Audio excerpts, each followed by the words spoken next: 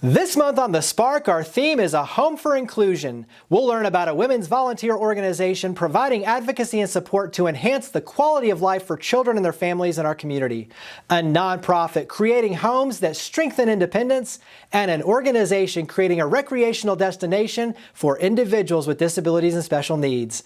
We'll also share a special moment from our Spark Awards 2023. From Higginbotham's founding in 1948, our insurance agency has been built on the values of customer service, leading with integrity, and supporting our community. We believe in promoting the positives, encouraging engagement, and leading by example the power of the good. Higginbotham Insurance and Financial Services is honored to be the presenting sponsor of The Spark. Additional funding for The Spark is provided by United Way of the Mid-South, ECUP, the Memphis Zoo, and by My Town Movers, My Town Roofing. Have you ever been excited by a new idea? Inspired by watching someone lead by example? When we talk about creating change, we start by sharing the stories of everyday heroes who are making a difference in their own way, so we can learn and do the same. I'm Jeremy Park, and this is The Spark. They're a women's volunteer organization providing advocacy and support to enhance the quality of life for children and their families here in our community. We're here with the 2024 president of Le Passé, Karen Whittington, over a 110-year legacy. Give us some history for Le Passé.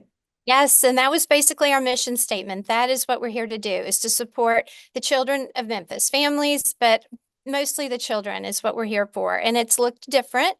We have been loving Memphis for over 100 years. And when we first started in the early 1900s, our efforts were with the war, making bandages for soldiers. And then we saw there was such a need for help with tuberculosis. It was such an epidemic. And so we not only worked with children with TB, but their mothers and also anyone affected by it. And then in the 1950s is when we really found our sweet spot in working with cerebral palsy. And we built a facility that really was there for about 50 years. And we not only worked with children with cerebral palsy, but we worked with adults, the families, and then it became more special needs oriented. So really that's where we were for a long time, is working in that genre of help. But the last couple of years, we've been more on a grantee basis, where we have other nonprofits in town come to us with their needs, and the money that we raise, we select which programs they come to us with, and that's what we've been doing since 2022. Let's talk about one of the programs that's unique to Le Passé Kids on the Block. So talk about that program.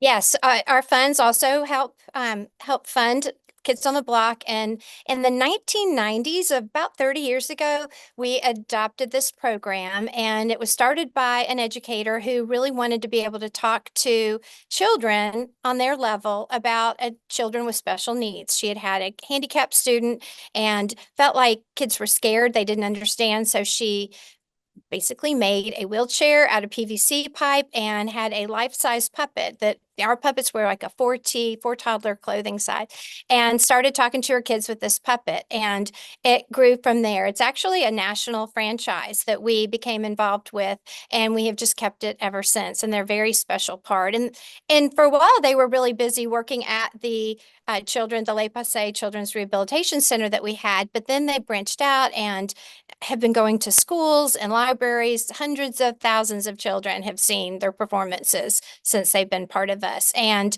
our executive director, Eliza Moran, is amazing and creative, and she's just found all sorts of new ways for the children to communicate with children, with the puppets, to communicate with children with things that are going on. It used to be we would do fire safety, but now we do bullying, and then even during the COVID time, and talking to kids about their fears. So it is growing by leaps and bounds. So we're really excited.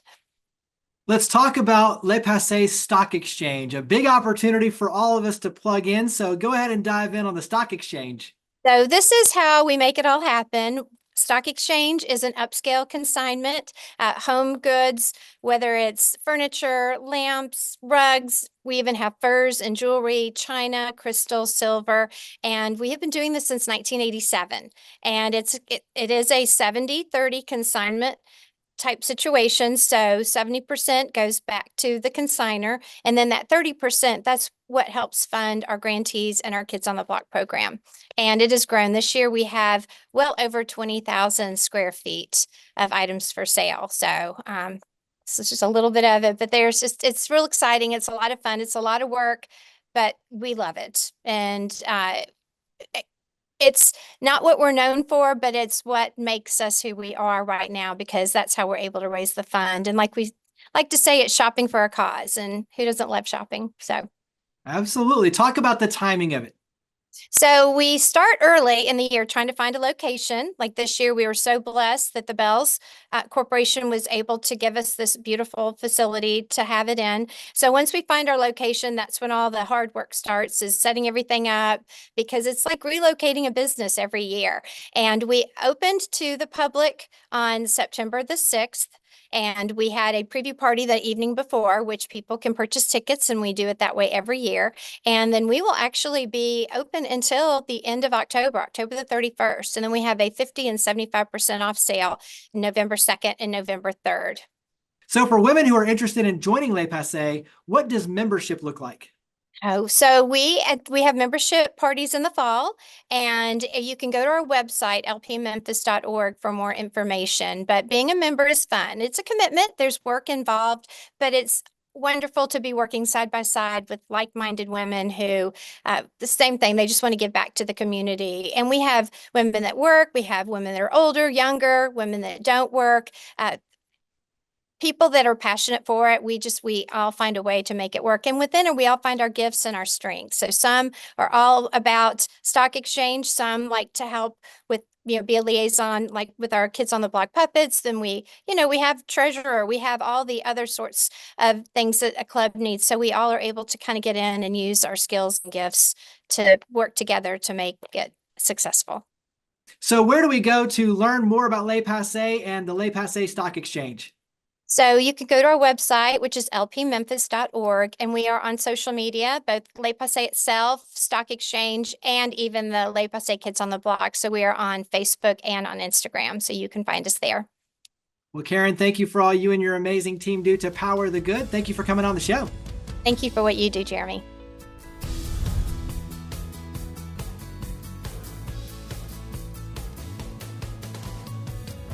They're a nonprofit creating homes that strengthen independence. We're here with Earl Swartz, Executive Director of Intunity, the Housing Foundation of West Tennessee. And let's start out, Earl. Give us some history and background for Intunity. Well, thanks, Jeremy. Thanks to City Current, and thanks to Higginbotham for their interest in what we do and their support of us.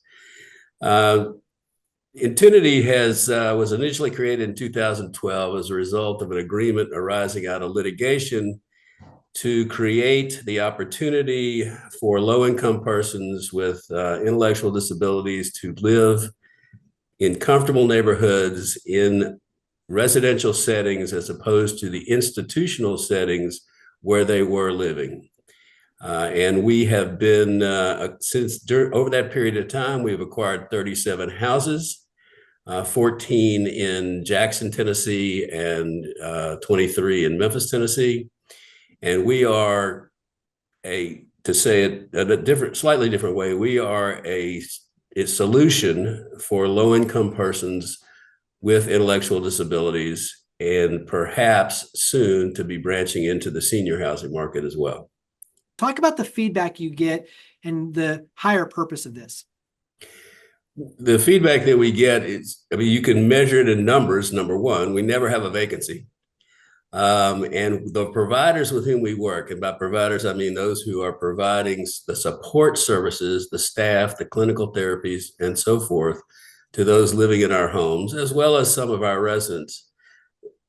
The feedback is all extremely positive. You mentioned independence. Certainly it helps create a sense of independence, but just think about how the pride that you have in the home that you own, it's no different from the folks who live in our houses. And because they live there on a long-term basis, our tenants tend to think of these houses as their own. And they take pride in these houses the same way you and I would take pride in the houses we own. I know that you are venturing out as a next phase to design your own homes. Talk about what that's going to look like and the power of that in terms of energy efficiency. What we hope to achieve is to implement a design that we created along with the help of Lenny Ricks and Kiss, now LRK, here in Memphis, Tennessee, with a lot of input from stakeholders and some additional input from other not-for-profits to develop and build a home that is not only energy efficient, but it is from ground up built to be fully accommodated, barrier-free entries, wide hallways, roll-in showers, energy efficient, as we talked about, using appliances that are energy efficient, using HVAC systems that are energy efficient, materials that help protect the use of the cost of utilities of the homes. And in that way, it's a change, as you mentioned, because prior to now, we've been acquiring houses in the open market, varying in age from 50 to maybe 20, 25 with their own built-in deferred maintenance and the like. We hope to avoid all that by building our houses on the front end. And so at this point, we've got a great concept. We got a great design, we think. We have no idea what it's going to cost. We'll find out. When you look at how the community can help Intunity, the Housing Foundation of West Tennessee, give us some ways that we can help.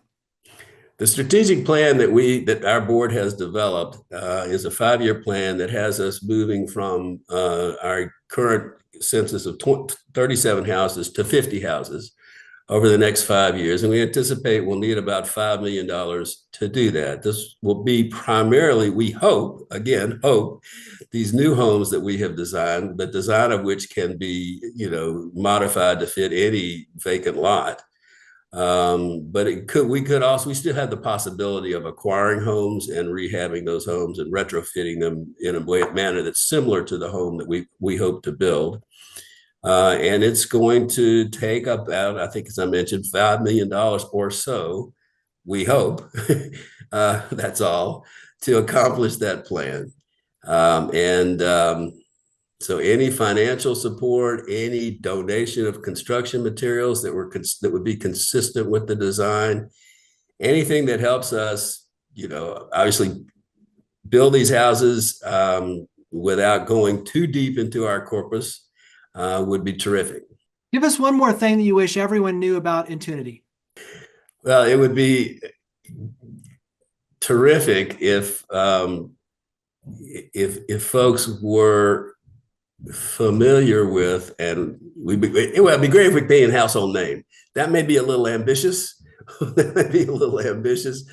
the industry in which we work, the families who we serve, who live in our houses, they know us well, and we'd like folks to know that we are, I think without exaggeration, the best low-income solution for low-income individuals with intellectual disabilities and soon to be seniors to have the opportunity to live full and productive lives in the community. We'll wrap up with where we can go to learn more about Intunity, the Housing Foundation of West Tennessee. The best way is on our website, intunityhomes.org. That tells our story pretty completely, but there are also links on that site to our profile with the Community Foundation, the Live Give portion of the Community Foundation, as well as our profile on Guidestone, on which we have a gold star, from whom we have a gold star. So, and as always, Earl Schwarz, eSchwarz at intunityhomes.org or 901-216-4790. Well, Earl, thank you for all you and your amazing team do to power the good. Thank you for coming on the show. Thanks for having us.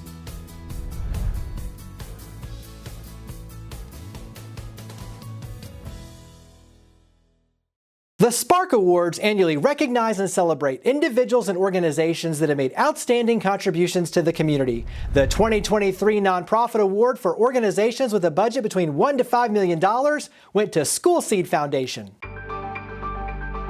My name is Vincent McCaskill, and I am the founding Chief Executive Officer, President of School Seed Foundation. School Seed Foundation was formed as a funding intermediary to support public schools in Memphis. And we have worked very closely with traditional and non-traditional schools. Over the years, our efforts have broadened. We want to work with not only schools and classrooms and teachers, but we're also now working with organizations in the community that impact our kids, our families, and so forth, which gives us a much larger footprint in Memphis. And even since 2009, we have expanded our work to include so many other things, including working to support and help with the homelessness situation, 18 to 24-year-olds, through the Opportunity Youth program that we have. We work with school pantries. And there's just so many things that the community wants to support, and School Seed Foundation has been tested, it's proven and trusted, so that when individuals want to support various causes, they can trust the School Seed name because we've been there, we've done that. Well, School Seed is the only source for raising funds for the construction of the future Jim Herbert STEM building in Whitehaven. We just finished a capital campaign raising far above our initial goal, which initially was like $6.2 million, and we were able to raise now $8 million. Right now, when students from that school and other schools enter college and they are exposed to a college level STEM lab, they are 40 years behind in terms of having that sort of exposure to their counterparts who might have come from private schools, who have access to 21st century STEM labs. So we know that that will instantly be a game changer for them, and also put them in position to be able to get a degree in a STEM related field and stay in Memphis and create wealth for themselves and also to enhance the community. If we want our children to succeed, if we want our children to dream big, they have to see it. But we know that the sort of work that takes place by giving kids exposure to STEM, giving kids exposure to other things, may not manifest for several years. When I think about impact, I just think about the kids being exposed to these opportunities and what that may look like in 10 years in their individual lives and for their children's children.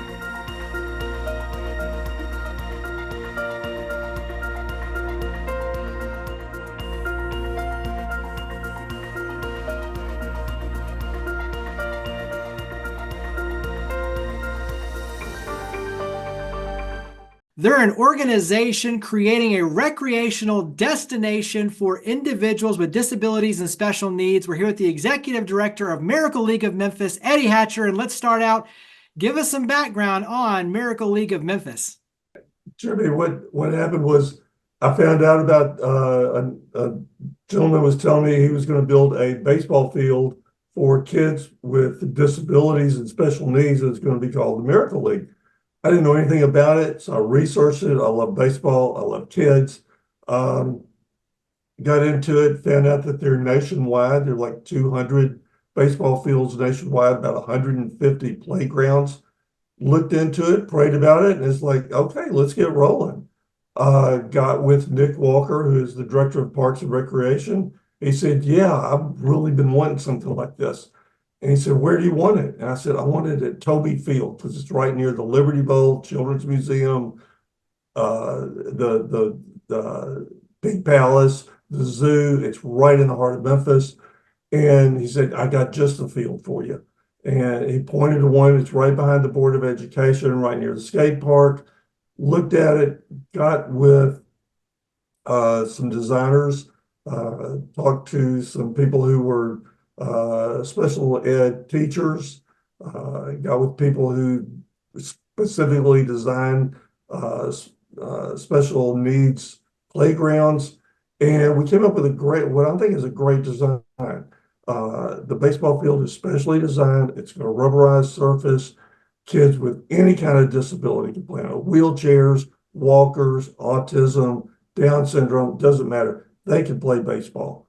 But then if you visualize the entire outfield, that's going to be filled with playground equipment that is designed specifically for kids with special needs and disabilities.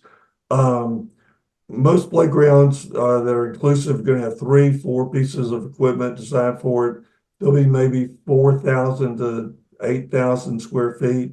Ours is going to be about 28,000 square feet of spinners, slides, swings, zip lines, all designed for kids to be able to play with playground equipment. Talk about collaboration, because I know that you're already working with different organizations so that it has year-round programming. You know, we're partners with the Disability Network here in Memphis. They've got a number of organizations dealing with individuals with special needs and disabilities. And it's everywhere from like the Down Syndrome Association to Madonna. We're just developing one with an amputee organization. But we're involved with all of these, and we want all of them involved. We want them to be able to come out and play. And I think that's really good. It's kind of where if one group like us succeeds, they succeed, everybody gets involved and everybody gets to play. So it's a great way to do it. Talk about the ripple effect of what you're creating in terms of kindness and love and empathy. And so talk about the bigger impact of what you're doing and building. Well, I'll give you an example. The Miracle League just built a facility in St. Louis. So we went up there, and I've got a grandchild who has Down syndrome. So we went to the playground. We're all out there playing. There are other kids out there with Down syndrome, kids in wheelchairs. Everybody is out playing together. And it's not a situation of the kids with the disabilities play over here and the kids without play over here. Everybody's playing together. Everybody's having a really good time. And I think we're going to be able to expand that across the Mid-South. Nick Walker has said this is going to be a destination. And that's exactly what we're expecting. We expect people from the entire Mid-South to be able to come here. They'll be able to come, play a game of baseball, have a picnic, get on the playground, and everybody plays together. That's what we're looking for. How can the community help support Miracle League of Memphis? Number of ways. I think that first of all, they can volunteer. Every child that plays is going to need a buddy to help them out. They can help that way. They can coach. They can bring their kids out and let them play baseball, let them play in the playground. And they can also contribute. You know, that way it's not us building the Miracle League. They will help build the Miracle League. And they'll be able to tell their kid and their friends and relatives, we helped build this. And that's what we're looking for. We don't want it to be us. We want it to be everybody. We want everybody included in building it so that they can take pride in what's going on. Talk about timing, where we are in the process. We're very close to being able to build the baseball field, hoping to be able to get that started fall of this year, and then we'll start working on the playground after that. We're getting very close. We got the design laid out. We've got the contractors laid out. We know what we want to do. We're very close on being able to start that.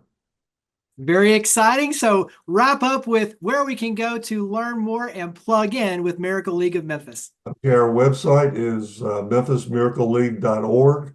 Our Facebook page is Miracle League of Memphis. My email address is ehatcher@memphismiracleleague.org. Or they can call me. My number is 901-647-6473. Be glad to talk to anybody about this. Well, Eddie, thank you for all you and your amazing team do. I'm excited for you hitting a home run with this project with Miracle League of Memphis. Thank you for all you do and for coming on the show. I appreciate this very much. Thank you, Jeremy.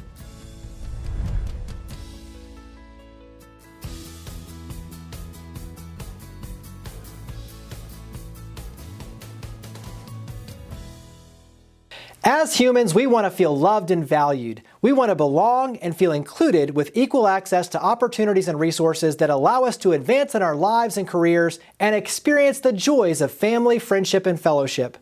We're fortunate to have so many individuals and organizations here in our city that are fostering a home for inclusion. Le Passé has been bringing women together to provide advocacy and support for local children and their families for more than 110 years. Their Le Passé Stock Exchange and other fundraising efforts provide funds for local charities, and their Le Passé Kids on the Block puppetry performances, which educate children about social concerns and differences, giving them skills they need to make good life choices. Intunity, the Housing Foundation of West Tennessee, is opening doors to nice, safe, and affordable rental homes for people with disabilities and seniors, and embarking to design and build their own energy-efficient homes so individuals have access to the resources needed for independence and success.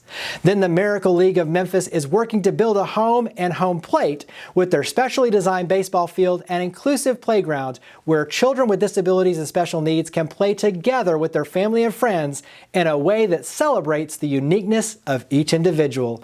It's a reminder that when we foster a home for inclusion, we're building a loving community. So where can you help power the good and become a spark?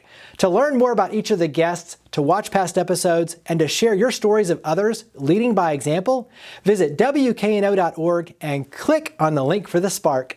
We look forward to seeing you next month, and we hope that you'll continue joining with us to create a spark for the Mid-South. From Higginbotham's founding in 1948, our insurance agency has been built on the values of customer service, leading with integrity, and supporting our community. We believe in promoting the positives, encouraging engagement, and leading by example the power of the good. Higginbotham Insurance and Financial Services is honored to be the presenting sponsor of The Spark.